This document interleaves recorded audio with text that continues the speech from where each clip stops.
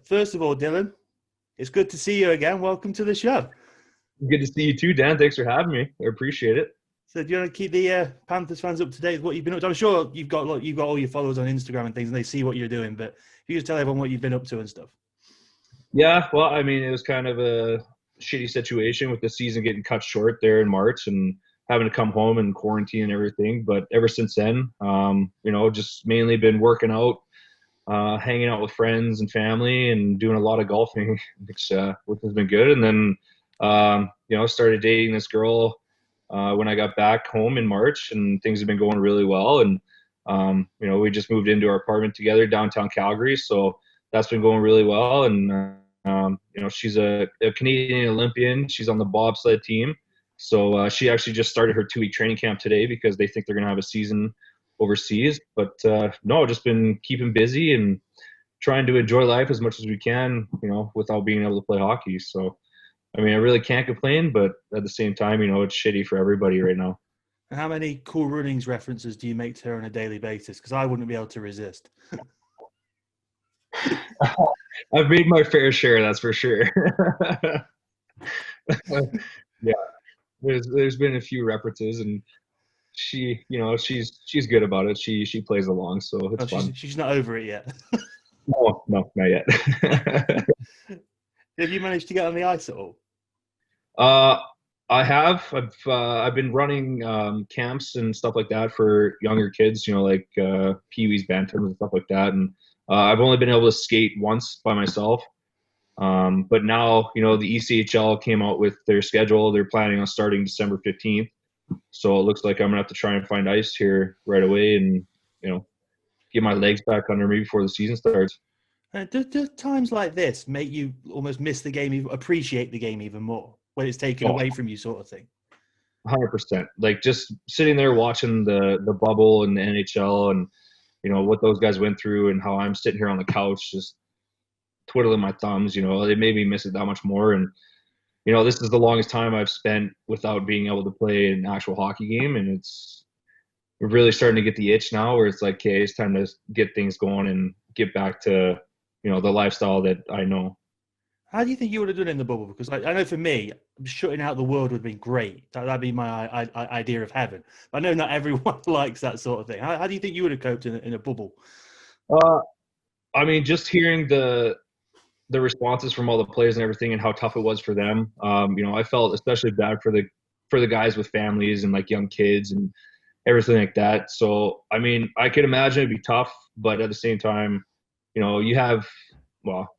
heard today on TSN that, Edmonton wasn't as good as Toronto was.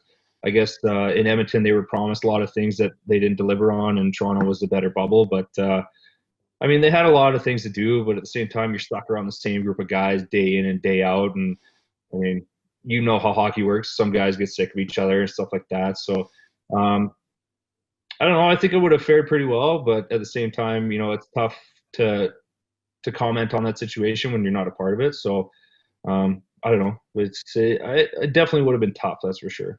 Now, you mentioned like not everyone gets along, but that's kind of one of the good things about a hockey locker room being so big, isn't it? That you don't all have to be best friends because there's so many people. It's not like a basketball room where there's like 12 people. There's 20 odd people in a hockey room.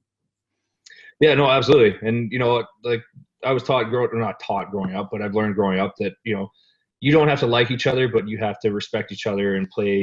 You're playing for the same team. You all have the ultimate goal of winning a championship, right? So I've definitely played on a few teams where there's been teammates where we didn't really get along, but when it came down to game time and getting on the ice, we were there for each other.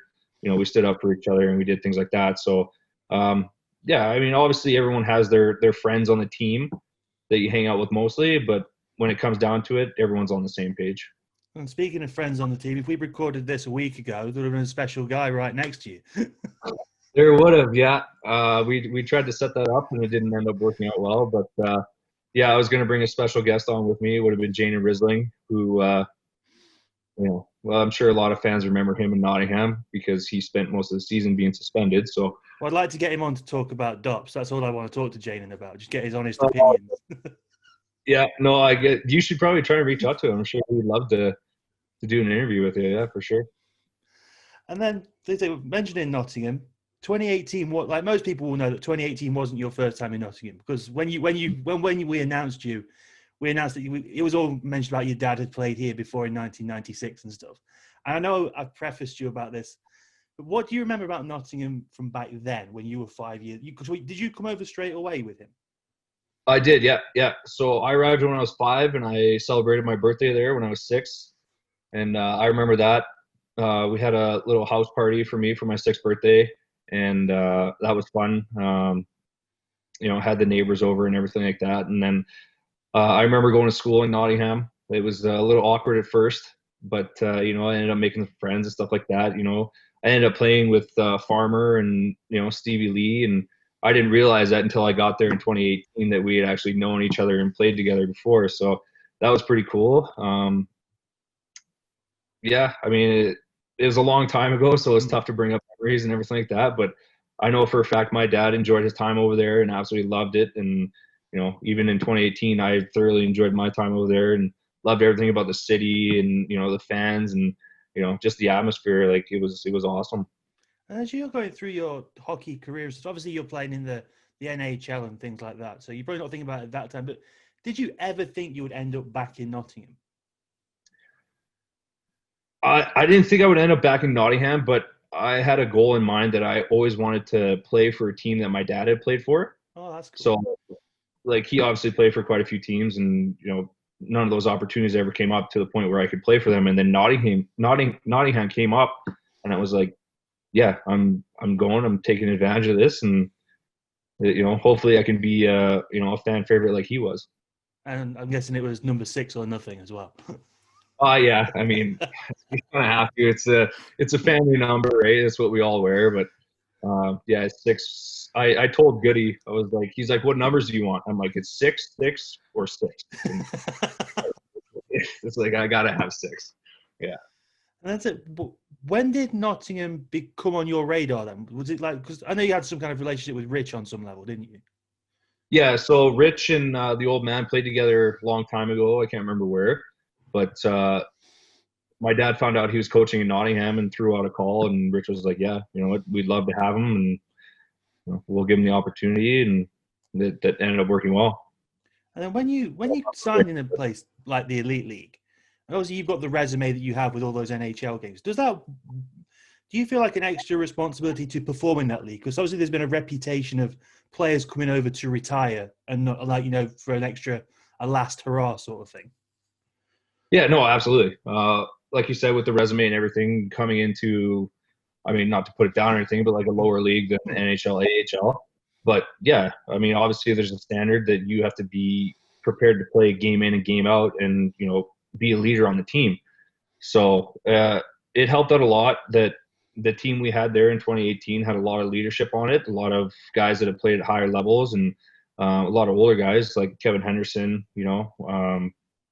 was one of our leaders on the team. And, it sucks with injuries and everything, but he was a huge leader on the team. And then, obviously I did my best on the back end, but we had, Leppy, who was there. He's been there the previous years, and, he's had that. Timmy was there. Stevie Lee played 10 years there. And so, no, we had a good leadership group. And obviously the season had its ups and downs, with Cherno getting let go halfway through the season, and then bring guys in, bring guys out. Having Chris Stewart come over was huge because he was a big part of the team there in the end. But it sucked too, just going into playoffs. We had so many injuries. I had my injury and I came back way too soon. I should not have been skating, and it was not good for me. But I wanted to play, and I wanted to try and win a championship from Nottingham. Well, I remember Phil trying to keep you off the ice, and you'd resort to just hanging over the boards and flinging the pucks at the goal and things. That's how much I miss it. I was off for 8 weeks, couldn't put skates on, but if I had a chance to at least get near the ice, I was going to take advantage of it. Like, even if I was just stick handling or, passing the puck with one of the boys, I was definitely taking advantage of it. And have you ever played on a team that was that big? Because that Panthers team was kind of land of the giants. Yeah, I don't think I've ever played on a team with that many big boys. Like we had Doty there for a while. He's a big boy, tough guy. Jamie. Myself, Risling, Tommy Hughes was big. Yeah, Leppy was big. Bolduc came in. Yeah, Boldy was a big. Yeah, I mean, we had a big team. We had a tough team. But like I said, at the end of the day, it came down to injuries, and a lot of guys were playing through some stuff that they shouldn't have been playing through. And honestly, I think if we could go back and play that first playoff game again against Cardiff, it'd be a totally different story. Well, if we had, yeah, so we'll get into that in a bit. But it did, like I said at the time, it didn't help that Tommy got hurt 2 minutes into it and couldn't play the rest of the game. yeah, no doubt that sucked with Tommy. And I mean, Tommy's a warrior. He would play through anything if he could, but obviously those injuries kept him out of the lineup, and it was just a tough situation. And then when you're getting ready to come over to Nottingham, what did you get told about the arena, the city, the fan base? Did you reach out to anyone to find out about how it all worked? I didn't really reach out to anybody. I just kind of looked online and saw, like the reviews and everything, saw pictures of the rink, and obviously, checking out Nottingham, the downtown and everything, just seeing what I was getting into. And then it really helped moving in with Billingsley because he'd played there the year before, right? So he knew the ins and outs of everything. And I couldn't ask for a better roommate. From day one, he helped me out. He's like, you got to go here and sign up for this. This is how you get your bank set up, all that. So, no, he was really helpful. And, he became he's to this day, he's like a brother to me. Like, we still keep in touch every day and stuff like that. So, no, I'm really thankful that I got set up with him as a roommate. Then you come into a 6-week preseason as well, which must have been an eye-opener. That was definitely a new experience. Because over here, training camps are usually 2 weeks, and then you're either staying or you're going down. So the 6-week training camp, yeah, it definitely wore on the boys. The 2-a-days were different. That was a new experience. But no, it was good. It's a new experience, a different way of life and a different way of hockey. But ultimately, it got us ready for opening day. And that big opening day is the game against Sheffield. What do you remember? Do the guys in the locker room, the British guys and the guys who've been there before, tell you how important that fixture is? So I didn't hear too much about it from the boys in the locker room, but I did hear about it from the fans. So every time we go out and see the fans and everything, they'd always be fired up, like, "Oh, you're playing Sheffield. We hate the orange. We hate the orange. We're playing, so you better be ready." And I didn't understand how big it actually was until come game time, where seeing how big those games were. Especially come Christmas time when we played the back-to-back on the 26th, 27th, those became huge games. And, obviously playing at home was a huge advantage for us because we had the fans behind us and they were cheering the whole time. So we definitely fed off that energy and did our best to win those games. Then you play in that one. The first game, it's sold out. It's packed to the rafters. You win 5-1. And you've won all your games throughout the preseason as well, I think, pretty much. And you must have been buzzing at that point as a team. Oh, absolutely. Playing against those DEL teams and everything like that in the preseason, and we were, winning. So we're like, okay, we got a pretty solid team here. We got a good shot. And then, obviously, like I said, injuries and everything throughout the season, guys coming in and out, things change. But it was an up and down season. But you know what? It was also a special season because just the group of guys that we had, we all enjoyed being around each other. And that just that made it more fun to go to the rink every day and put in the work that we had to get ready for the upcoming games. And the team that were the standard at that time and still are is Cardiff, but they were the one team that we matched up really well against that year. Do you remember because those games were always a war. I think that they were always 1-goal games settled in overtime in their place, 1 goal at our place.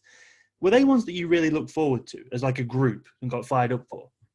Yeah, absolutely. Whenever you're going up, obviously we were a high-ranked team as well, just because of who we had on our roster, and then going up against that team and seeing who they had, we knew it was going to be a battle from day one, from game one, and we knew that we had to show up. And I mean, those games were definitely fun to play in because you knew it was going to be a battle. It was going to come down to the final minutes of the game, overtime, shootout, whatever we went into. So no, we definitely got excited to play Cardiff. Then you'd had experience of road trips you had a year in the ECHL before you came over. Yeah. How did you find the travel and the playing back to back every Saturday, Sunday, then a lot of time off in the week sort of thing? Because that's a schedule that takes some getting used to for people who haven't experienced it before. Yeah, you know what? For me, coming from North America, I didn't find it that bad because like our longest bus ride was what, 8 hours, and you know that's not bad. But like going to Cardiff for 4 hour bus trip, it reminded me a lot of junior. So like obviously in junior, you're not going in the day before or anything like that. You're leaving the day of, and you have like 5-6 hour bus rides. Get off the bus, play the game, back on the bus, right? So for me, it wasn't that bad. I didn't mind it. We had a comfy, nice new bus, and boys were able to sleep and do what they had to do to get ready for the game. And do you remember what you said to me after your first experience of Manchester's rink? I don't, but I'm assuming it probably wasn't good. No, you thought it should be made illegal. Oh, yeah. I don't think you had a good time up there. We won, but I don't think you enjoyed it. That is by far one of the smallest rinks I've ever played in. I don't know how that's legal.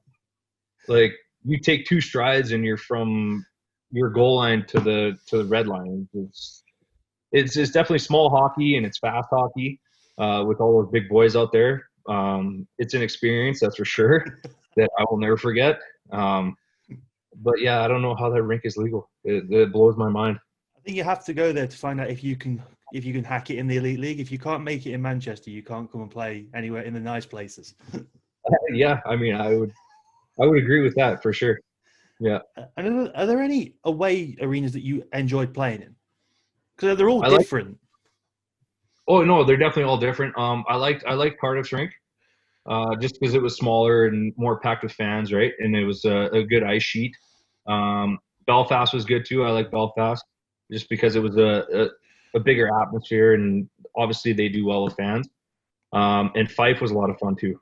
Oh, it's hostile up there. The fans are right on top of you, and they're not afraid to, chirp you from behind the bench and everything like that. So, no, there's definitely some good rinks in the UK league that I enjoyed. Well, I think the thing was set against Fife when Rich had his antics with the stick on the bench. I remember that. Yeah. Were you close to him when he did that? I don't think I punched him. I was on the ice, but I remember that happening, and that video went viral. So I think that was a big part of Rich getting let go, which was too bad because he was just showing his emotions and sticking up for the boys. Because I remember that game, there were a lot of bad calls, and we were kind of getting screwed over. So, yeah, I appreciate Rich for stepping up for the boys like that. That's the thing, people don't always realize the difference in officiating when you go across that border to Scotland. The game changes. Oh, it does. Yeah. Huge change. I don't want to chirp anybody or anything like that. Reffing is a little bit different over there in the UK league. It was funny because there was one time we were up in Glasgow, and I was just sitting there out before the game, and one of the refs comes up to me, and we were just talking, having a good time, whatever. And he used to ref in the WHL. So like from my neck of the woods, like Calgary and everything like that. And that was his first year over there, and he loved it, and he was having a good time. And, he even said how bad the reffing was over there. So you can't blame him. But every player I speak to say I wouldn't want to do that job. So. Yeah. I've actually met a few ex-hockey players who've become refs, and I don't know how they do it. Like, as soon as you get chirped, I'd be chirping back, and just like, this is not a good thing. Refs can't be chirping the players back. So, just hand out the misconducts. Just give it that, and then that's it. Gone. Kick out every team. Yeah. No, you guys are done. Yeah. I think the funniest thing about, because obviously Rich got suspended for a game after what he did in Fife, but the next day, watching the webcast in Dundee, obviously Strax is coaching and Rich isn't allowed in the locker room, but Dundee do this thing where they interview the coach in between the periods. And you see Rich come into shot, realise Rick's on camera, turn like that, go in, then walk into the locker room.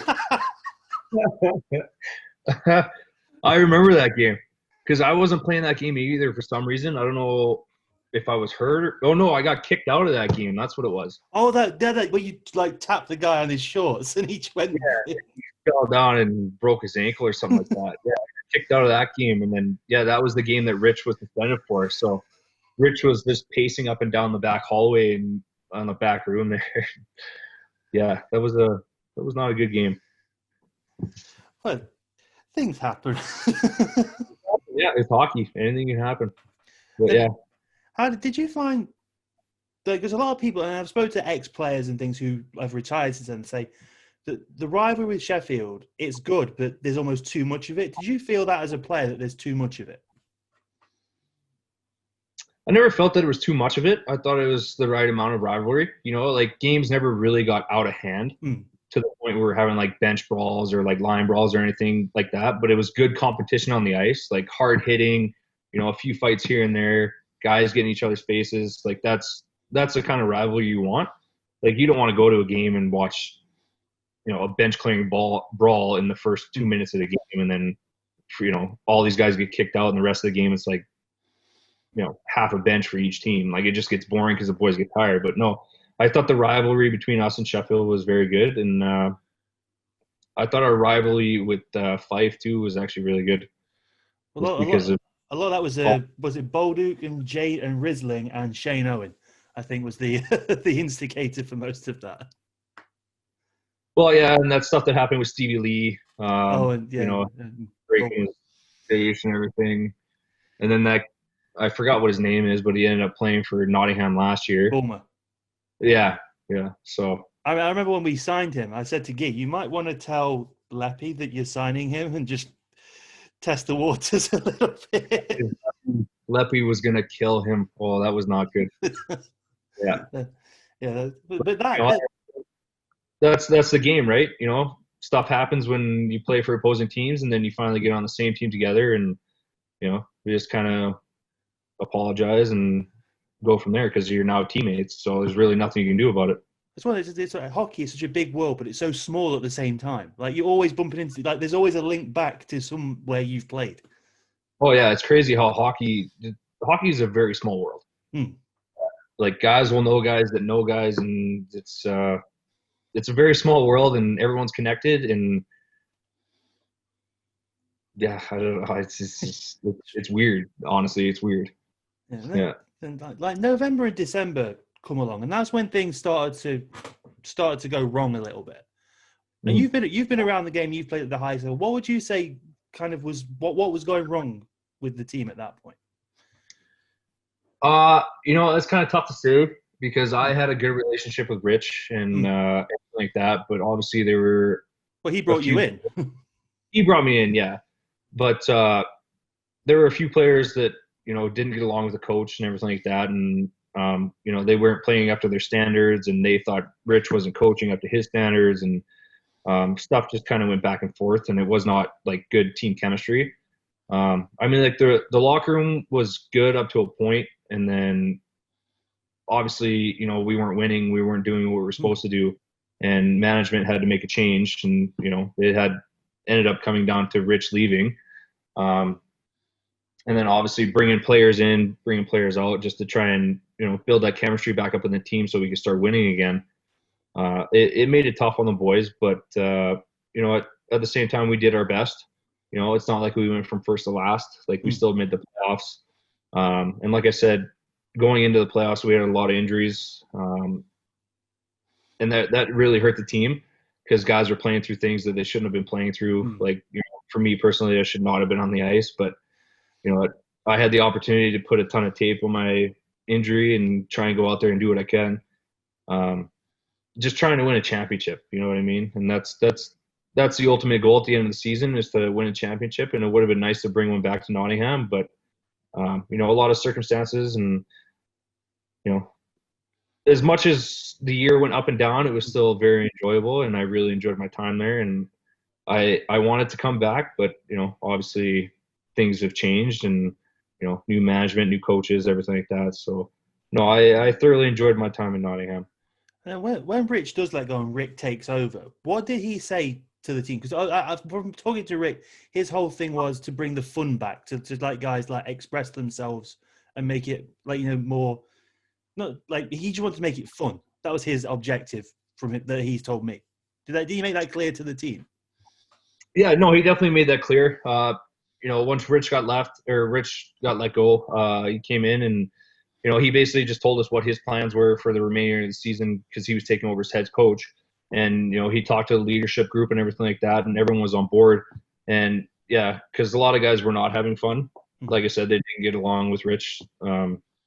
in the beginning there. So it was just basically letting the boys let loose a little bit and, have some creativity on the ice, letting them do what they do normally instead of being restricted to, just going here and passing here, like robots. So, no, Rick, I thought Rick did a good job of taking over and, controlling the team for the rest of the season. But like I said, it came down to injuries and guys getting hurt. And, that's why we didn't do what we wanted to near the end of the season. One of my favorite stories about Rich is so obviously he was a very intense character. And I remember I was in the photographer's pit. I was filming like some B-roll at practice, and he brought you all around him, but he did it right in front of me. So I put the camera down, turned it off, and it was just like tell you all off. And I was just stood there like, what do I do? Why am I like? And then I got back to the office and Gary says, you should have recorded that. I wanted to watch it.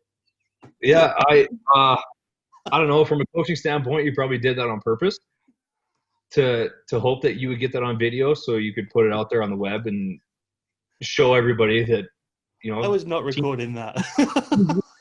Teams yell at all the time. It's like a couple of years ago, those videos of the Minnesota Wild doing a bag skate in practice because the coach wasn't happy. Or like even in Calgary here, the coach throwing his stick up into the stands because he wasn't happy with the boys, the way they were playing. So I think Rich did that on purpose for sure. I was terrified. So yeah, I've been yelled at quite a few times. I'm not really terrified these days. Well, you're bigger than me as well. So. That has nothing to do with it. And then just before Rich, Chris Stewart came in, you mentioned him earlier. What impact did Chris have on that room? Because obviously he came in at a point where he wasn't really enjoying the game. And I know he's credited Nottingham with helping him fall in love with it again. But what did he bring to that locker room? Because it would have been easy for him to just come in and, like I say, just like with you, with the resume he had, to just okay. But he really was one of the boys, wasn't he? Oh, yeah, absolutely. I didn't really know much about him before he came in. I just knew from playing against him, like at the NHL level. But, he's like best friends with Kevin Henderson. And so, everyone's best friends with Kevin Henderson. Yeah. He's an unreal guy. So no, he talked him up quite a bit before he came in, and then Chris came in, and just his aura about him, just like his personality and everything, like he just fit in right away. Like he knew how to be a leader. He knew how to be one of the boys. He knew when it was time to take it serious, but at the same time, he knew when it was time to like joke around and have fun. And he was just I thought he was a tremendous, attribute to the team when he came in, especially at the time that he came in. And then just getting to know, his family and his kids and everything. And, he would bring the boys over for barbecues and stuff like that. So, no, he's just one of those guys. He's a great locker room guy. Obviously, he has his presence on the ice where, don't mess around because you're going to have to deal with me. And that's definitely one guy I would not want to, get in a scrap with. So, no, having him come in was huge for the team, and it definitely, boosted the boys' attitudes up quite a bit.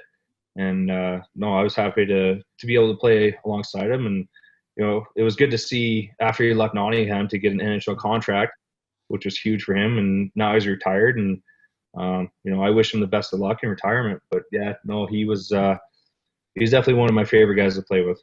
You had to get out of his way on his first game when he was running back to the locker room. Yeah, so I saw those videos of how I used to do it, and then fortunately I was the first guy to get off before he ran down the hallway. So and it's on camera as well. We've got the footage of that still. Oh, you do? Yeah, that's definitely not a guy I want to get hit by in the hallway. Well, do you remember his first shift when he crushed that guy in the corner? Oh yeah, I remember that. The fans loved it. Oh, the crowd went nuts. It was awesome.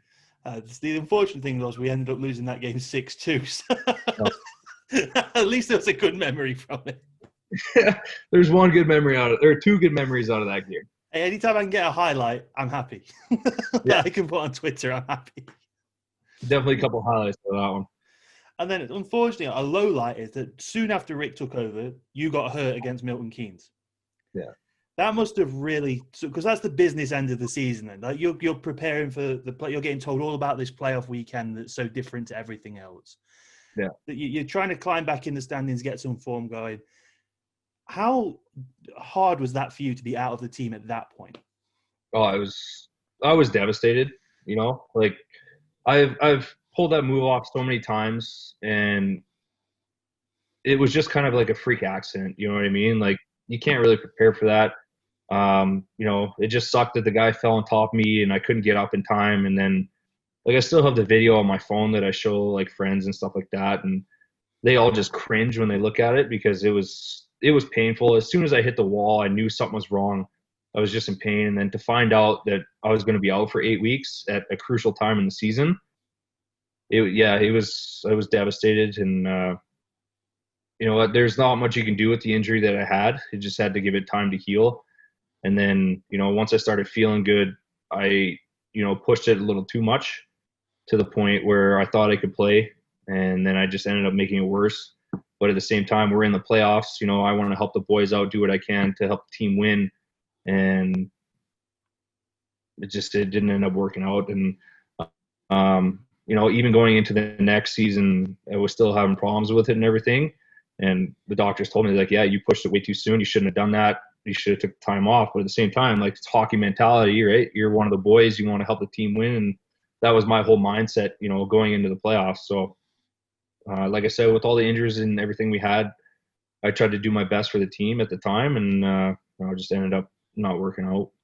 Did it mean a lot to you then that Rick brought you into the coaching side of things when that happened? So you were still involved on the game days and things? Because I remember you sitting in his office, you were on the bench. That must have meant a lot to you to still for him to bring you in. I don't know. Did you go to him or did he come to you about it? I kind of went to him on that one because please let me do something. It had been 4 or 5 weeks, and I was still walking on crutches, and I was just so sick of sitting at home because I couldn't really go anywhere. I couldn't walk anywhere. Obviously, couldn't drive. So I finally reached out to him. I'm like, hey, would you mind if I came on the bench and like took stats or did something like that? And he's like, no, I want you to run the defense. I'm like, oh, okay, here we go. No, so that was very, I was very thankful for him for doing that for me because it gave me another purpose and it gave me a reason to be around the boys again. And it's different being around the boys as a coach as it is to a player, because you're kind of like telling them what to do and stuff like that. Not that I really did that, but at the same time, like, they come back from a shift and I'll be like, hey, next time do this instead of doing this and stuff like that. And so it's definitely a different side to the game. But no, I'm very grateful for him for letting me be on the bench and be a part of that. Because Rick is a character, to put it lightly, but he's been around. He's been around everything. He's seen it all, done it all. When it comes to the Elite League, Rick is Mr. Nottingham Panthers, Mr. Elite League. So for him to have put that trust in you to run the defense as well, that's huge. Yeah, but at the same time, like I said, we had Leppy, we had Kevin was assistant coach at that point. Yeah, and he was back in the lineup too at that point. And we had Stevie Lee, so we had veteran D-core. So, like, I really didn't have to do much. Like, everyone knew their jobs and knew what they had to do. Guys knew they were on the power play. Guys knew they were on the penalty kill. 5-on-5. So, I wasn't technically a coach, but I was there just for help and support. Did you ever want to bench someone? You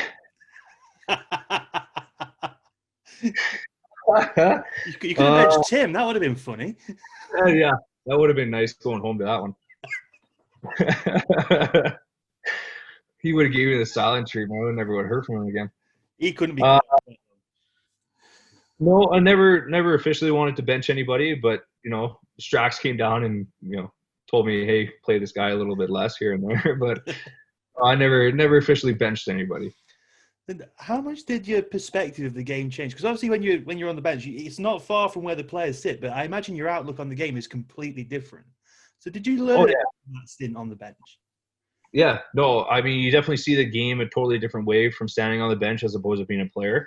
As a player, you're worried about your next shift and what you're going to do and everything like that. Whereas opposed to a coach, you're standing there and you're seeing everything happen, everything unfold. And that's why you can change things up in between periods, like for a power play, you go, this isn't working. We got to try this or do this. Penalty kill, same thing, try it a different way. So you definitely get a lot of different looks being a coach as opposed to a player. Does it give you a taste for it down the line? Obviously, you've got a lot of years left in you as a defenseman, but has it give you a taste for it for afterwards? Yeah.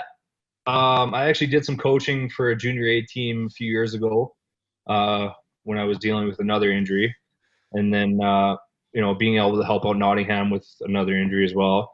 But no, going into this season, I'm technically going to be a player coach because that's ultimately what I want to do after my playing career is over, is that I want to get into coaching and, work my way up the ranks from there. So starting at this level is going to be big for me. The head coach that I'm playing for, Bruce Ramsey, is going to take me under his wing and show me the ropes and, show me what it takes to be a coach. And I don't know, I hopefully have maybe 5-6 more seasons as a player.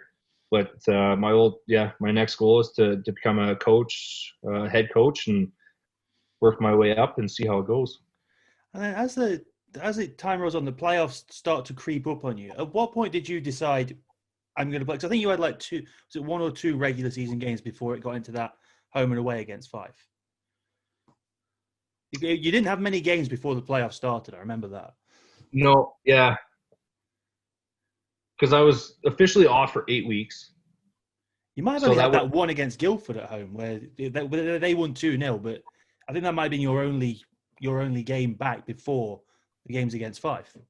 Yeah, and I think that was just a test out game just to see how I was feeling and if I could handle it. And I was doing well for the first 2 periods, and then obviously started to hurt again into the third.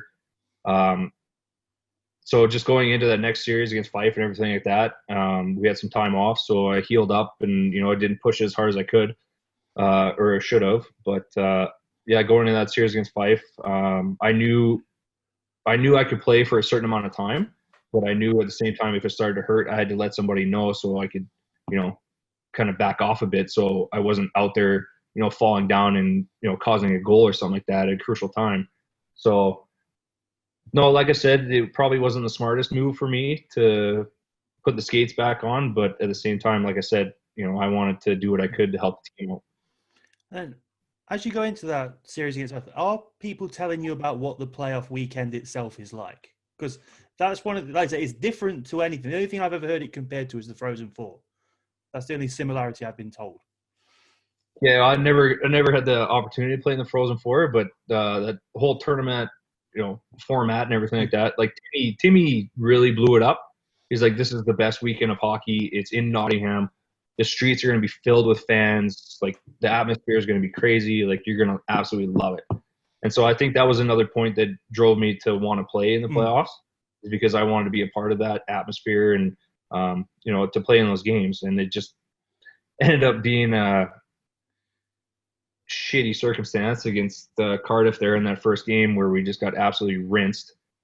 Because what was that final score, like 9-2? 9-4. But when I was talking to Munson the other day, and like I said to him, anything that could go wrong went wrong in that game. Like how often is Charles Longley going to score that goal on his backhand from that angle? How many times is that going to happen? I think one of the goals went in off Bolduc's foot or something, and Tommy gets hurt. Chris was hurt playing. You weren't 100%. Yeah. It was just almost a comedy of things going wrong. Yeah, I mean, basically, it's like everything that could go wrong went wrong in that game.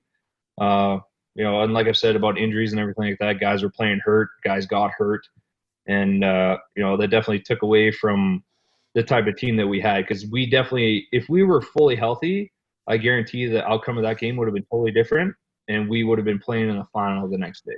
Well, we saw how we matched up against Cardiff throughout the year. It wouldn't. None of those other games had that as a prediction. If you watched all the other ones, you would have gone, "This is going to be settled in overtime or a shootout." Yeah. This is not this stupid, crazy scoreline. Yeah, and that's the game of hockey, right? Like anything can happen. Games like that happen all the time. But for a playoff game, and with the way our team was feeling, and it wasn't an ideal scenario for us to be playing in that game. But the boys went out, they battled hard, they tried to do what they could, and obviously the outcome wasn't good, and the fans weren't happy. But give us a healthy lineup, would have been a totally different story. And then I'm going to ask your perspective on this as a player. Does the next game, the next day, help you get the taste of that out your mouth, or would you rather have not had that game? the third, fourth one. I know it's what it's treated as, but I know Rick made sure everyone took it somewhat seriously because he wanted to finish on a high quote unquote sort of thing. Yeah. I don't know. I don't know if I should say it or not, but like a lot of guys, people don't like it. They don't like it. Well, yeah, a lot of guys are not a fan of it. And there's really nothing on the line. You know what I mean? You're playing for third place. You're playing for fourth place. So, I mean, it's not really a big deal, but at the same time, it's your job. It's your profession. You know, you better be prepared to play. And, you know, obviously we took that game serious because we were pissed off at losing 9-4 the night before. So, you know, the boys went home, had a bite to eat, got some sleep, regrouped, and came back. And like, we're not ending the season on a loss. Like, we're finishing the season with a win. And that was our mindset going into it. And then obviously the outcome, you know, we ended up finishing third. So, it's not the best game that you want to play in, but at the same time, you know what? You want to win, or you want to finish the season on a high note. And it's one more chance to suit up with all the guys again. And that's the last chance you're going to get to do that with that exact group. Oh, yeah. No, absolutely. And like I said before, you know, the group of guys that we had in that locker room, everyone got along.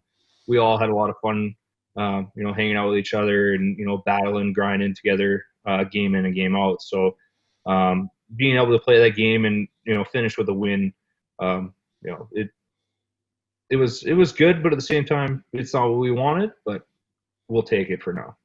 And did the standard of play in the Elite League surprise you at all? Oh yeah, absolutely, yeah. The skill, the speed, the toughness. I was definitely surprised, you know, in the first few months of the season. I wasn't expecting that. You know, obviously I did my homework and everything before I went over there, but you know, as opposed to watching it online and seeing the games and then being on the ice and being a player, totally different story. So, yeah, it definitely took me by surprise, but, you know, I enjoyed every minute of it. And one thing that always seems to surprise guys, because it doesn't happen in North America, is the fans traveling with you on the road. And you go to an away rink, and they're probably the more vocal set go on the road. Did you enjoy that? That must be pretty cool as a player to have that traveling support. Yeah, no, that was awesome. And the fans came everywhere too. Like, we'd have fans up in, you know, Fife and, you know, Glasgow and everything like that. On a Wednesday. Yeah, on a Wednesday. So, I mean, that was awesome. I loved it. You know, just the fact that the fans put in that time and effort to come and, you know, cheer us on and everything like that. Like, we were very appreciative of it. And, you know, it made us feel like we were playing at home, which was awesome. And with all the events and stuff that we hold, you do kind of develop relationships with fans, don't you? You get to know people, and it makes the team and the fans get closer, sort of thing. Oh, absolutely, yeah. No, with like all the quiz nights and you know, like autograph signings and stuff like that. Like, you really get a feel for the fans that are true heart fans, and all those skating sessions that we did with the kids and everything. And no, I really thought that was awesome by the Panthers organization to host all those things like that. So you get a feel for the players, and the players get a feel for the fans, and you can make friendships based off of that. You know, to this day, there's still multiple fans from Nottingham that reach out to me, and we still have conversations and everything like that. But no, I honestly think Nottingham has the best fans in hockey. Like, it's crazy how dedicated they are and everything like that. And it was a pleasure to play in front of them. Now, when you look back at your time in Nottingham, is there a game, a moment, or anything that stands out as a particularly sweet memory for you? I really liked the first game of the regular season. I set up Timmy Billingsley for the first goal of the season for the Panthers, and that was pretty special because we were D partners back then. And then just all those games we played against Cardiff. I think I scored 3 or 4 goals against Cardiff in Cardiff. So I was pretty happy about those ones. But no, there's a lot of good memories I have from Nottingham, and just being around the boys, the town, the fans. I thoroughly enjoyed my time there. And do you remember that really weird streak that you had, that you were setting, when every time you scored, we wouldn't win? And that only ended on New Year's Eve. Yeah, that was a tough bounce. Yeah, I remember talking about that. That was a weird streak for me, like you said. Um, but It's just I mean, bizarre. thank God that ended. Like, what do you say, New Year's Eve? Yeah, I think it was yeah. the one where he shot through a screen against Coventry, and it just went straight. And then that made it like 5-3, and we were like, "Yes, this is it. This is the one." I remember that goal. Yeah, And then you yeah. mentioned you mentioned those Sheffield games, those Christmas ones. How much is everything amped up for those two games? Because obviously it's back to back sold out crowds. It's not like it's sold out against Sheffield. It's 2 nights in a row of the same thing. Well, and it was huge too because a lot of the North American players had their families over for Christmas. Like I know for a fact, I had my cousin, his wife, and their baby over, and a lot of guys had family over, so we hadn't seen them since the summer, right? So for them to be, in the stands watching us play, it really, gave us that motivation to win, for our families because they were watching. So um, those games, just in general, are big games, but for us to have our families in town and everything like that just amped it up even more. And I think that's why it made those games that much more intense. And one of the other cool things you got to do is you got to play in Stevie's testimonial game. Mm-hmm. And had you ever played in a testimonial game before like that? I had never heard of a testimonial game until I got there. Like from day one, all we talked about was Stevie's testimonial and like all the activities we had leading up to the little tournament. And I honestly didn't know what it was. But being able to be a part of that, and just based off of Stevie and how great of a guy he is, and his wife and his new baby, it was awesome to be a part of. Just the whole weekend, the tournament, the casino, everything like that. Yeah, it was a privilege to be a part of that, and just to be able to meet and hang out with the ex Panthers players, like David Ling. Never heard a lot of stories about him, and it was fun to meet him and hang out with him for a bit, and just those other guys. No, it was fun to be a part of, that's for sure. Everybody I talk to has a David Ling story. It's the most common theme in ice hockey I found, is that everyone has a David Ling story. Oh, water skiing behind the Zamboni, it was like never seen that before, and then he did it the testimonial too, which was funny. Were there any other former Panthers you had interact? I know you spoke. There was you and James Neal on the bench catching up. Was it James Neal? Yeah. So me and James actually, when I lived there and I was 6, he lived right down the street from me. So we would always hang out and play street hockey and stuff like that. We'd always be hanging out at the rink, and yeah, I hadn't seen him in 20 years. So we sat on the bench and caught up, and he's a school teacher now, and yeah, it was crazy. If you just brought back memories, it was awesome. And then you mentioned hockey. We talked about hockey being a small world a little bit ago.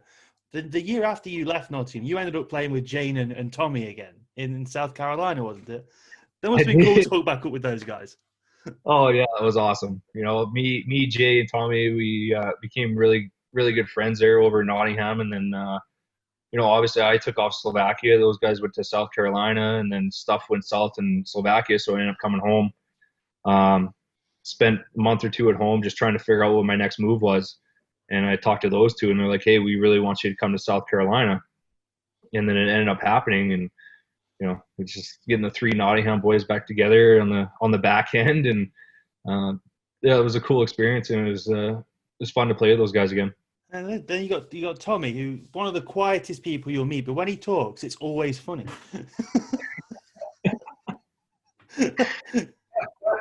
Yeah, I mean, a lot of people see him as a quiet guy, but Yeah. once you really get to know him. Yeah, I'm not going to give away what it was, but I remember seeing the picture of his Halloween outfit. I did not expect it to be him under that mask. I will tell you that now. That caught me by surprise. Yeah, he definitely had one of the best costumes that year. So, what is the hockey like in Slovakia? Because it's always just like this kind of like, you always see guys go there, but they never last the whole season there. It seems a strange place to. I don't know what it is about it. Everyone says the hockey's good, but it's not a good lifestyle sort of thing. No, I mean, like I ended up in Nitra. Nitra was an awesome city, awesome town. The people are friendly. The fans are awesome. It's just I don't want to talk or say anything bad about it, but it was different than what I've, been accustomed to. And yeah, it was a weird experience is all I can really say. Yeah. With them bringing in guys, and then I don't know. It's tough to talk about because I don't want to get in trouble or say something that's going to get me in trouble. So it was an experience. I'll say that. Well, it's like we brought about a few weeks into the season. We brought Jake Hansen in from he played for Coventry the year before. We brought him in. He couldn't get to us quick enough. Like he was willing to like drive himself to Nottingham. So again, like you, it's like it's just not great. And it's just like this weird thing that no one can put their finger on. It just doesn't work out for whatever reason. Yeah, I mean, I can't. Like I said, like you said, I can't put my finger on it, but it's definitely a different style of hockey, that's for sure. And you brought up guys like Stevie Lee and things. How important are the British guys to a locker room? Because they're the core of a team in the Elite League. How important are they for you guys as importers to help you sell?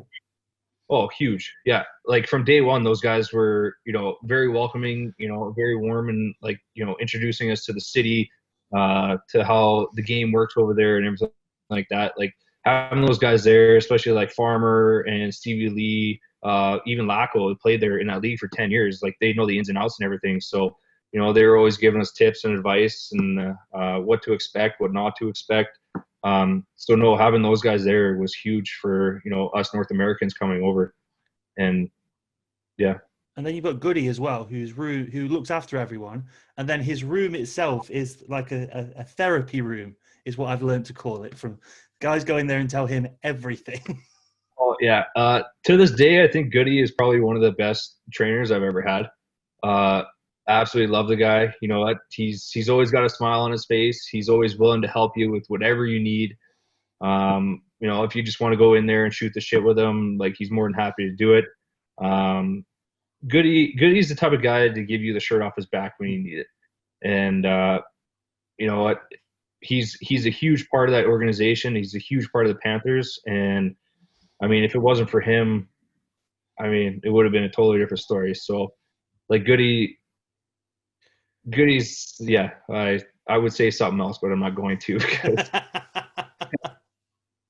But no, he's by far one of the best trainers I've ever had, and I can't thank him enough for everything he did for me and getting me set up. And it's clear talking to you that Nottingham, the team and the city, had an impact on you from being here. Oh, absolutely, yeah. Absolutely. It was my first time coming overseas since I was a child. I didn't really know what to expect, what I was getting into.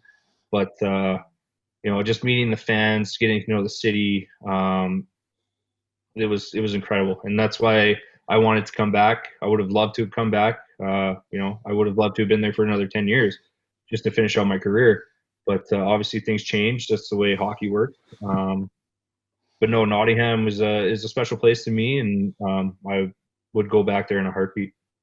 And then to finish this on, I like to finish these things on a laugh sort of thing. If you could share a story that's safe to tell, I always preface this because hockey players always have those stories that you can't tell. If you could share a story when you look back that makes you laugh. It makes me laugh. It's probably going to involve Tim. Oh no, it was going to involve Guptill, but I can't tell that story. That does sound like one you couldn't tell. There's a character. Yeah, he's definitely a character. Wow, I don't know. A funny story. Something from behind the scenes that the fans won't have seen or heard before. An exclusive. We like to breaking exclusives on here. Yeah, I know. The one story I want to tell, I really can't. Well, because you've already said the guy's name. You could have done it anonymously. You don't know what he did. Or is there something from it that happened in a game that made you laugh? Okay, yeah, all right. I can give you a game story. There we go.